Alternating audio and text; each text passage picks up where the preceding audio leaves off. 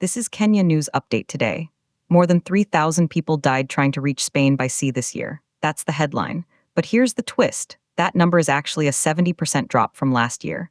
And that's not good news. Coming up, you'll discover why fewer deaths might mean something far more sinister is happening on the Mediterranean. Meet Helena Malino, a research coordinator for the NGO Caminando Fronteras. For years, she's tracked every shipwreck, every missing boat, every life lost. Her new report reveals 3,090 people drowned between January and December 15, 2025. Among them, 192 women and 437 children. But here's what nobody's talking about. The number of shipwrecks actually increased to 303. And then, something shocking happened. As many as 70 boats disappeared without a trace. Vanished. This is because we've seen an increase in the number of embarkations on the dangerous route from Algeria to the Balearic Islands. These boats tend to carry around 30 people, whereas the ones on the Atlantic route to the Canary Islands may have up to 300 people on board. The Atlantic route remains the deadliest, with 1,906 fatalities this year. The increasingly popular route from Algeria to the Balearic Islands cost the lives of 1,037 migrants. And here's the part that will blow your mind. A new route from Guinea to the Canaries has emerged, a staggering distance of 200 km across open ocean. But why the shift? Why are people taking more dangerous routes if fewer are arriving?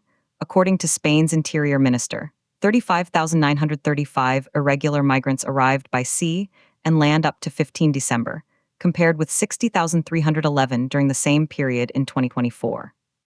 That's a 40% drop. Much of this decrease is attributed to tighter border policing, especially in Mauritania, a principal point of departure.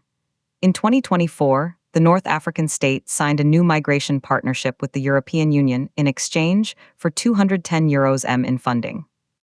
A recent report by Human Rights Watch accused Mauritanian authorities of systematic abuses of the mainly African migrants, including rape and torture, accusations that the Mauritanian government rejects. Malino describes a policy of necropolitics fueled by far-right parties, saying the persecution and witch hunts of migrants is having a huge impact on human rights in Europe. The institutional response to tragedies at sea remains patently inadequate. Although there has been collaboration between countries in some cases, there are still worrying delays in mobilizing rescue missions, a lack of adequate resources, and limited political will to protect lives.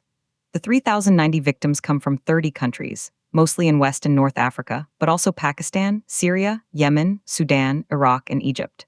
So here's the impact: tighter borders don't stop migration. They just make it deadlier. They force desperate people onto flimsier boats, onto longer routes, into the hands of more abusive authorities. Some say this is border security. Others say it's outsourcing violence. The tension is clear: is saving 7,000 lives by making the journey more lethal a policy success or a moral failure? The payoff is this: the numbers are down, but the suffering is up. Do you think Europe's border policy is saving lives or costing them? Drop your take in the comments. Subscribe to Kenya News Update today for more global stories that hit close to home.